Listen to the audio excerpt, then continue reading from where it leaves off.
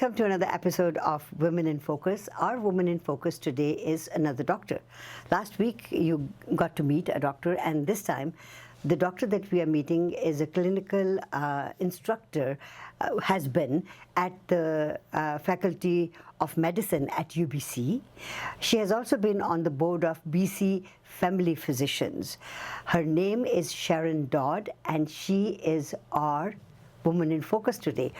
Dr. Dodd, you're most welcome in our program. How are you doing? I'm doing great, and I'm so grateful to be here. Oh, well, it was fun meeting you and eventually saying to you, please come and be a Woman in Focus today. Yes, thank you so much for having me. So, I was reading a little bit about you. Microplastics are something that you're very concerned about. Yes. Okay, let's talk a little bit about that. Sure. I took a deep dive into the world of advocacy for plastic pollution. Right. About 3 years back. Yeah. There's a few reasons that kind of woke me up to the problem. I think the biggest trigger for me was my children, and at the time they were all teenagers, and they were starting to show concern and anxiety about these types of issues that were going on in the world, right, related to we were the all environment. Talking, Yes. And they were talking about it in their schools as well. So I felt like instead of hiding in a shell and just worrying about it but not doing something about it, that I would look into further. And I discovered the Canadian Association of Physicians for the Environment. Beautiful. Which is an organization run nationally. Yes. But we have a very active chapter in British Columbia. Lovely. I think BC is probably popular for very many environmental organizations because it's just a very beautiful place. Could it be because a lot of fishing is done here? We are right next to the ocean, right? Yes. And there have been news about plastic being found in fishes. Yeah, unfortunately.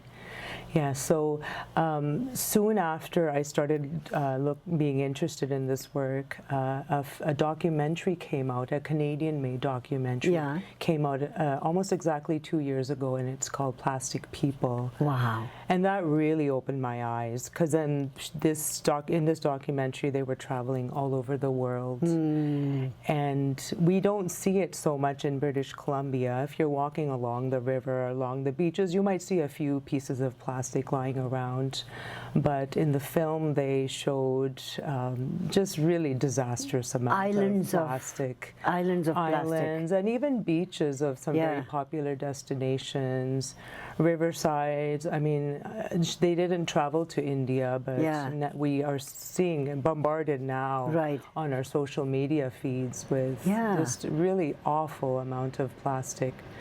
So that gets into our food chain, unfortunately. So does it only get into, say, fishes because they sort of eat that up, or is it in our vegetables, etc. as well? Yes, it is. It does? Yes, wow. It is in our vegetables. There have been studies that showed microplastics and smaller pieces called nanoplastics in fruits and vegetables. The plastic can actually travel up the root system of the plant or the tree. It's almost like it's a living thing. Yeah. It isn't. And it's sad. I've gone like berry picking locally, and the farmers are using plastic sheets as mulch on the rows of plants, and I worry that it doesn't get taken out, for one thing, so it mixes up with the soil. But also it's leaching. It's leaching chemicals and plastics. I mean, there's just so many sources, unfortunately. It is. So being a doctor, now obviously, anybody in your family a doctor? No. So why did you want to become a doctor? Very early on, I think there was this feeling I had about wanting to help people. Yeah. And it's a common feeling people have. And then through high school and university, I quickly learned that I love science. I love new knowledge, and I also love to solve problems. So it was like the perfect mix. But it takes a long time to be a doctor. It does. It does. Yes. And you're a family doctor? Yes. Any specialty? No, I consider family medicine a specialty. Right. But it's a shorter training. Right. We do most of our training when we're out there in our practice. That's right. I would say I learned more than 50% of what I know now. That's right. through my experiences in the You've been a doctor office. for what, 26 years? I mean, you don't look a person who could be 26 years in a profession. And then you're talking about kids who are teenagers, but I want to talk all about that. Shall we take a short commercial break and come back? Sure. Okay. Dr. Sharon Dodd is our Woman in Focus today. We've just started the interview. There's so much to come. So please stay with us. Right. Welcome back to Women in Focus. Sharon Dodd is our Woman in Focus today. Now, Sharon is a very English name. Sharon could be a Punjabi name. Yes. And where were you born?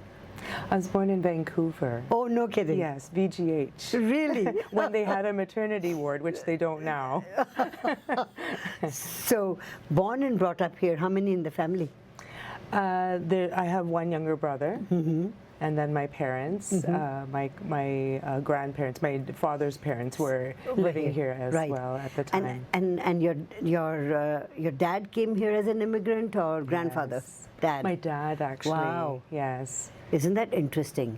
He was only 17. When he came here, huh? My son is 17. And I think about what your dad did at that he age. wouldn't even be able to survive. No. So it was really tough times. I think that generation, which is my generation, really, because I probably am older to your dad, is a generation that was more adventurous. Yes. Don't you think so? For sure. And Indians are adventurous by nature. Yes, yes. So he came here and then worked here and went back to get married to bring your mom. Yes. She actually came here and they got married here. Oh, okay. At the Sikh temple, which was originally on 2nd Avenue. Oh, 2nd Avenue. Yes, that's right. the Law Street Gurdwara was there. Yes. Yeah, so long ago. So being born in Vancouver, and you did all your education in British Columbia. Where did you do your doctorate degree? In UBC? At UBC. At yes, UBC. Yes. So you didn't have to go outside of the country to become a doctor? No, I was lucky to get in on my third attempt. Oh, that's good.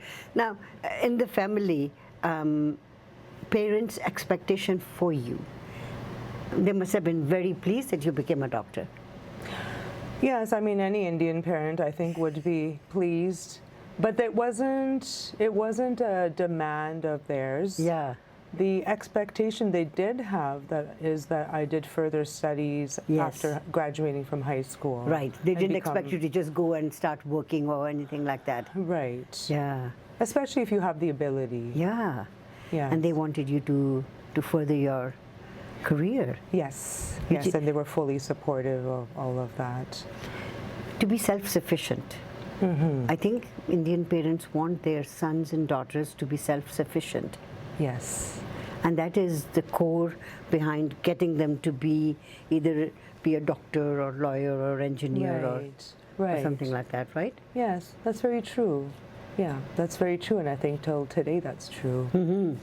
So once you finished your education, was the household very orthodox, which I don't think was, because your dad said you have to study further? Were you allowed to date? Were you allowed to to have sleepovers when you were a kid? No. No. So we were a relatively traditional family. Yes. And fortunately, more family came from India over the years. Right. And my Nana ji, Nani ji, and Mama ji, they all came, and so that was fun for me growing up. But in terms of growing up as a minority, I think we weren't well understood back then. No.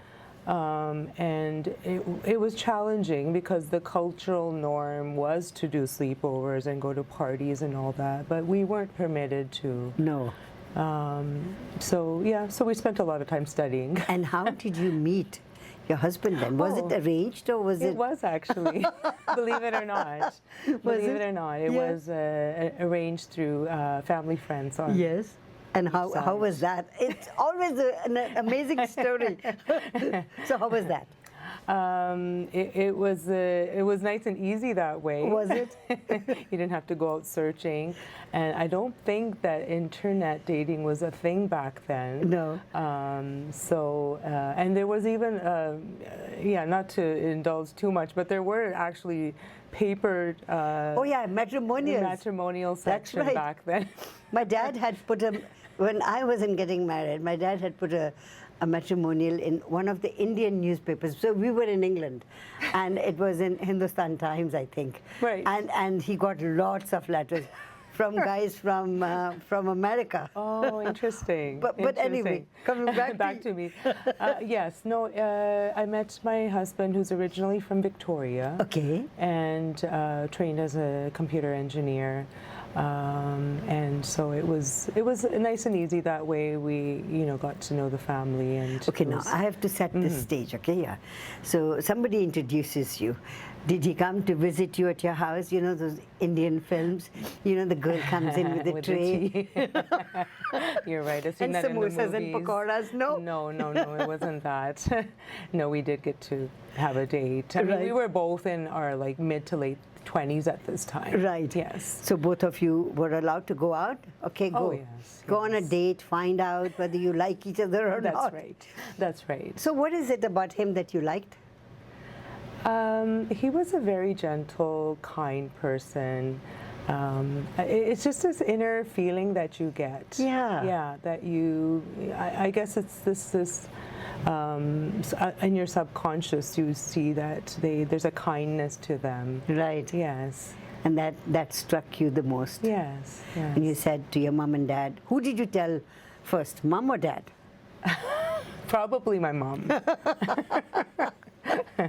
You don't remember that? I think she and I shared a lot. Yeah. Yeah. And your relationship with your brother. Yes. How was that? Or how is that? Oh, it's great. I mean, our kids are all about the same age, right. So we get together a lot, and we do some travel together, and actually we work together. So we know each other really well. One of the practices that I used to work at, right. He opened up an independent pharmacy there exactly 20 years ago. Oh wow! So he's a pharmacist. He's a pharmacist. And now he has 2 locations.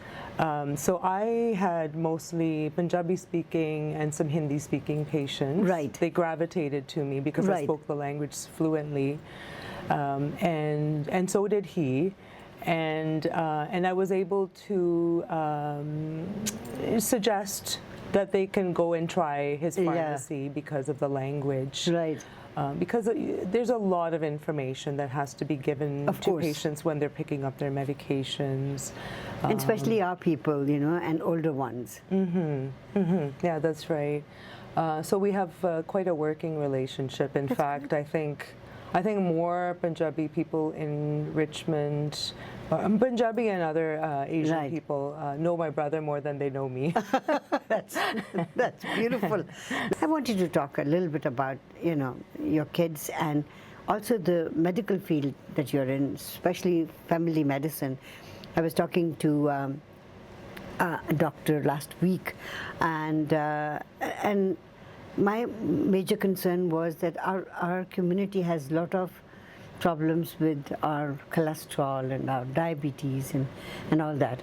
So I wanted to bring that into the picture, but let's take a short break and come back. Sounds good. Sharon Dodd is our Woman in Focus today. Don't go away. We'll be right back. Welcome back to Women in Focus. Sharon Dodd is our Woman in Focus today. We are going to be talking about medicine now. Now, Sharon, you've been looking at my stomach a little bit. Oh, no, I didn't. Why do we have this? It's called the muffin top? No. You could call it that, Yeah. but it's visceral fat. Yes. Abdominal fat. Yes. Yeah, it's related to the whole sort of syndrome that is more prevalent in South Asian Why? people. Why? The metabolic syndrome, and it's due to our genetics that have Yeah. passed down for probably centuries. Yeah.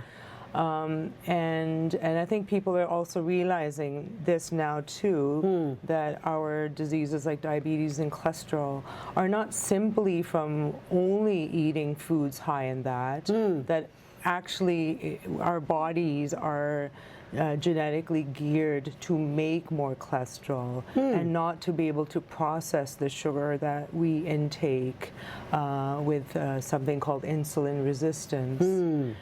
And so because of that syndrome that we have, we are making more fat than we can process. And it happens that fat accumulates in our mid-region. And we're learning more and more now that people with more abdominal fat actually have fat in their liver as well. You might have heard of fatty liver. That's right. Yeah. And so what does fatty liver do? We have to be careful with fatty liver. If it becomes too severe, then it can affect the function of our liver, and rarely cause like a failure of the liver. Okay. And if I was drinking too much, Yes. then certainly I would have failure of the liver, A higher and I would chance be of gone. going that way, but yeah. So we've been actually unfairly dealt some bad cards for these diseases. But we live in a time when there's so much knowledge, Yes. and there's so many effective medications. Right. And compared to when I first came out from school and started working, I think the number of diabetes medications must have quadrupled now compared to back then. Right. And we can have really, really good control of diseases like diabetes. So you brought a very good point that from the time that you've become a doctor to now, your profession is drastically changing. Yes. So you have to continuously be on top of everything, Yes. right? So do you find that those are the major issues within our community, or are there other communities that also have the same sort of an issue?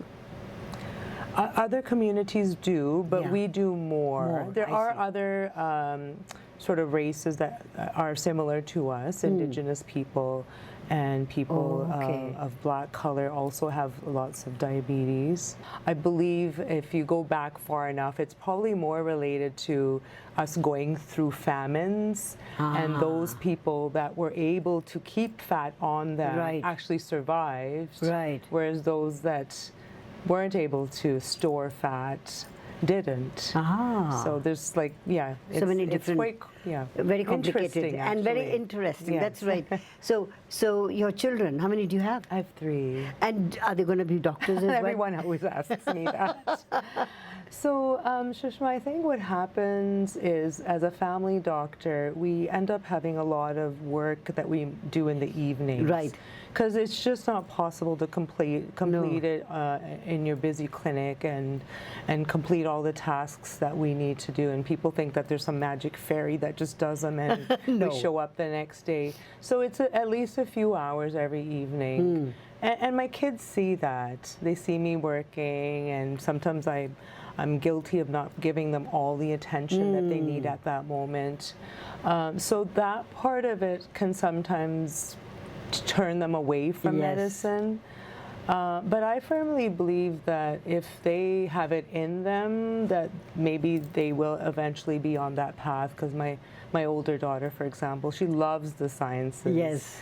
And so she thinks she might actually go into research. Good for her. But she also keeping medicine as an option too. And your second child?